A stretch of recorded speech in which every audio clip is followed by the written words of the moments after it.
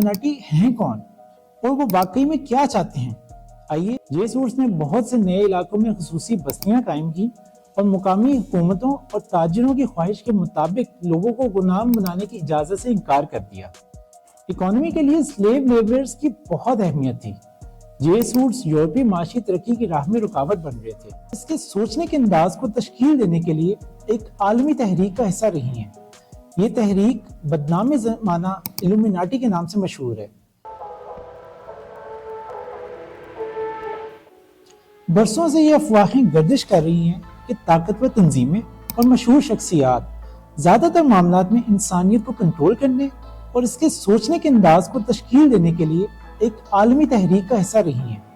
ये तहरीक बदनाम ज़माना इल्यूमिनाटी के नाम से मशहूर है, जो कि एक ऐसा ग्रुप है जो मुबैना तौर पर बनी नौ इंसान को कंट्रोल करने के लिए वक्फ है। लेकिन असल में इल्यूमिनाटी हैं कौन और वो वाकई में क्या चाहते हैं, आइए जानते हैं इस वीडियो में। इल्यूमिनाटी नाम दरअसल लातीनी जमा इल्यूमिनाटस या रोशन ख्याल से आया है।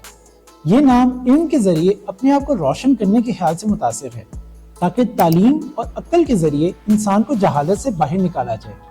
ये सब एक आदमी से शुरू हुआ था जो अपने बॉसेस से बहुत ज्यादा नफरत करता था। डॉक्टर एडम वेशापुट 1748 में पैदा हुए थे और 1773 में उन्होंने इंग्लिस्तान यूनिवर्सिटी में कैनन लॉ के प्रोफेसर के तौर पर मुलाजमत हासिल की। कैनन लॉ वो खतूत और ज़ाब्ते हैं जो कि एक मजहबी अथॉरिटी की तरफ से मजहबी तंजीम की हुकूमत को चलाने के मकसद के लिए कायम किए जाते हैं। डॉक्टर एडम चर्च के कानून के माहिर थे, लेकिन वो खुद पादरियों का रुकन नहीं थे। जिस यूनिवर्सिटी में डॉक्टर एडम पढ़ाते थे वहाँ थोड़ा सा मसला हो गया।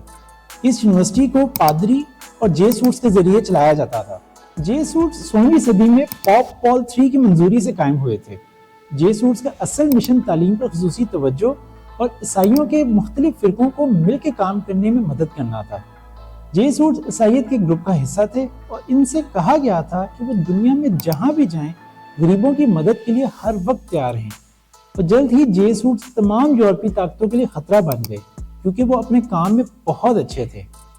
जेसूट्स ने बहुत से नए इलाकों में खुसूसी बस्तियां कायम की और मुकामी हुकूमतों और ताजिरों की ख्वाहिश के मुताबिक लोगों को गुलाम बनाने की इजाजत से इनकार कर दिया। इकोनॉमी के लिए स्लेव लेबरर्स की बहुत अहमियत थी। जेसूट्स यूरोपीय माशी तरक्की की राह में रुकावट बन रहे थे, लेकिन जेसूट्स मुकम्मल तौर पर गुलामी के खिलाफ नहीं थे। आपको याद रखना होगा कि ये वो वक्त था कि जब गुलामी एक वसी पैमाने पर कबूल शुदा रिवाज था। कई सौ साल पहले यूरोपियंस खुद गुलाम थे, लेकिन जेसूट्स गुलामों के साथ वहशियाना सलूक किए जाने के खिलाफ थे, क्योंकि गुलामों के साथ जानवरों जैसा सलूक करने की कोई खास जरूरत नहीं थी। कोई भी चीज, यहाँ तक कि मजहब भी मुआशी तरक्की की राह में रुकावट नहीं बन सकता। इसलिए 1773 में पॉप क्लेमेंट 14 ने एक ऑर्डर जारी करके जेसूट्स को खत्म करने का हुक्म दिया। ताहम जेसूट्स चूंकि बहुत सी जगहों पर इक़्तिदार में थे, जैसे कि इंग्लिस्तान यूनिवर्सिटी जहां डॉक्टर एडम भी पढ़ाते थे, जेसूट्स ने यूनिवर्सिटी पर कंट्रोल होने की वजह से वहां मौजूद हर उस अमले को दबाने की कोशिश की जो कि पादरियों का हिस्सा नहीं था। यहाँ तक कि डॉक्टर एडम भी पादरियों का हिस्सा नहीं थे। इसी वजह से जेसूट्स से मायूस होकर डॉक्टर एडम ने फ्री मेजन्स की तरफ रुख किया। गैर मुतमईन डॉक्टर एडम जल्द ही इनसे भी नाराज हो गए और उन्होंने अपना एक अलग ग्रुप बना लिया, जिसमें सिर्फ उनके खास दोस्त और साथी ही हिस्सा ले सकते थे। सबसे पहले 6 से 9 दोस्तों ने उनके ग्रुप को ज्वाइन किया। इस ग्रुप को डॉक्टर एडम के रोशन ख्यालात को फैलाने के लिए बनाया गया था। इस ग्रुप का नाम था इल्यूमिनाटी। अब सवाल ये उठता है कि इल्यूमिनाटी ने असल में किया क्या? उन्होंने रोशन ख्याली और इस्लाह के नज़रियात को यूरोपीय माशरे में फैलाने की कोशिश की, लेकिन हकीकत में वो कभी भी एक सियासी ताकत के करीब भी नहीं थे। इस सीक्रेट सोसाइटी का खुफिया नुक्ता नज़र 1777 में उभर के सामने आया, जब चार्ल्स थियोडोर ने बवेरिया, जो कि जर्मनी का हिस्सा था, उसका तख्त संभाला। अपने लिबरल इक़्तिदार को चलाने की कोशिश की, जिनकी खुद इल्यूमिनाटी भी हिमायत कर रहे थे। ताहम चार्ल्स एक कमज़ोर बादशाह साबित हुआ और जल्द ही हुक्मरान अशराफिया ने प्रेशर डाला कि वो बवेरिया की लिबरलाइजेशन को ख़त्म कर दे, जो कि बिल आखिर इल्यूमिनाटी पर डायरेक्टली क्रैकडाउन का बाइस बनी, क्योंकि इनके लिबरल एजेंडे को रियासत की सलामती और तहफ़्फ़ुज़ के लिए ख़तरा समझा जाता था। इल्यूमिनाटी ने बेसिकली खुद ही अपने आप को मुश्किल में डाल लिया, کیونکہ اس کے اراکین عوام میں اپنے آپ کو بہت زیادہ طاقتور سمجھنے لگ گئے تھے، حالانکہ وہ بہت ہی کم طاقت رکھتے تھے۔ وہ بادشاہت پر کھل کے تنقید کرتے تھے، جس کے نتیجے میں چارلس تھیوڈور نے ایلومیناٹی، جو کہ ایک سیکرٹ گروپ تھا، اس پر پابندی لگا دی اور ڈاکٹر ایڈم اپنی جان بچا کر وہاں سے بھاگ گئے۔ یہ تو ہو گئی ایلومیناٹی کی ہسٹری کہ یہ سیکرٹ سوسائٹی وجود میں کیسے آئی اور اس کے کیا مقاصد تھے۔ لیکن حالیہ دور کی بات کریں تو آج بھی بہت سی کانسپریسی تھیوریز گردش کرتی رہتی ہیں۔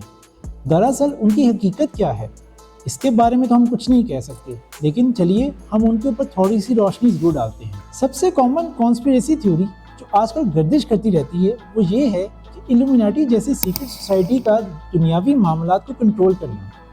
اس کو مزید تفصیل سے دیکھتے ہیں۔ مثال کے طور پر دعویٰ کیا جاتا ہے کہ ایلومیناٹی ایک سیکرٹ اور ایک طاقتور گروپ ہے جو کہ عالمی سطح پر ملکوں کے اندرونی معاملات کو اپنے فوائد کے لیے کنٹرول کرتا ہے۔ لیکن بظاہر اگر دیکھا جائے تو ایک سنگل گروپ کے لیے گلوبل افیئرز کو کنٹرول کرنا بہت ہی مشکل کام ہے۔ کچھ کانسپریسی تھیوریز یہ بھی کہتی ہیں کہ ایلومیناٹی حکومتوں کو بھی سازش کر کے کنٹرول کرتے ہیں اور پولیٹیکل انٹرفیئرنس سے اپنی مرضی کی پالیسیز بھی بنواتے ہیں۔ لیکن دیکھا جائے تو گورنمنٹس کو کنٹرول کرنا اتنا بھی آسان نہیں، کیونکہ اس میں کئی فیکٹرز موجود ہوتے ہیں۔ مثال کے طور پر عام عوام کی رائے، معاشی معاملات، ایک ملک کے دوسرے ملک کے ساتھ تعلقات وغیرہ وغیرہ۔ ایلومیناٹی پر یہ الزام بھی لگتا ہے کہ وہ اپنی ایک الگ دنیا بنانا چاہتے ہیں اور اس کے نظام کو اپنی مرضی سے چلانا چاہتے ہیں۔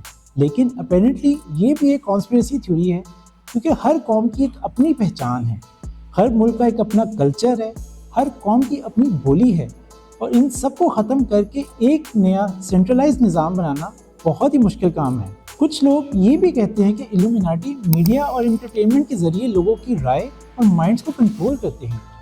اس کانسپریسی تھیوری کا دعویٰ ہے کہ نیو ورلڈ آرڈر کا مقصد ایک واحد مرکزی عالمی حکومت بنانا جو کہ انفرادی قوموں کی خود مختاری کی جگہ لے لے گی، اور NWO یعنی کہ نیو ورلڈ آرڈر کے تھرو ایلومیناٹیز یہ ارادہ رکھتے ہیں کہ تمام تر بارڈرز کا خاتمہ کر دیا جائے گا اور ایونچولی ایک ایسی دنیا بنا دی جائے گی جس میں کوئی بھی بارڈر نہیں ہوگا۔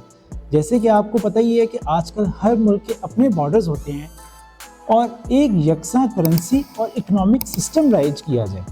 اور مزید آگے بڑھتے ہوئے NWO کا مقصد یہ بھی ہے کہ ایک عالمی مذہب قائم کیا جائے اور پوری دنیا پر کڑی نگرانی رکھی جائے۔ کہا جاتا ہے کہ NWO کے ارد گرد موجود جتنی بھی کانسپریسی تھیوریز ہیں ان میں سے اکثر قیاس آرائیوں، ماضی کے واقعات کی غلط بیانی اور بے بنیاد دعووں پر انحصار کرتی ہیں۔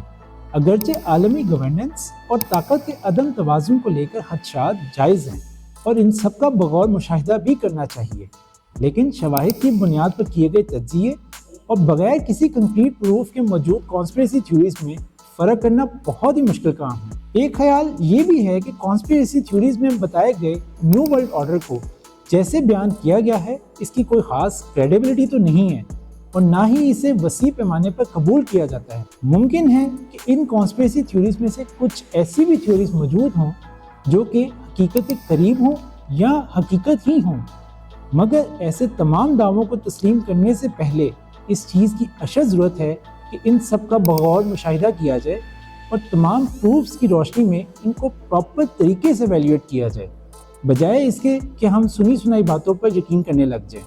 امید ہے آپ کو ہماری یہ ویڈیو پسند آئی ہوگی۔ اگر آپ کو ہماری ویڈیو انٹرسٹنگ لگی ہے تو پلیز اس ویڈیو کو لائک کریں اور ہمارے چینل کو سبسکرائب کریں۔ شکریہ۔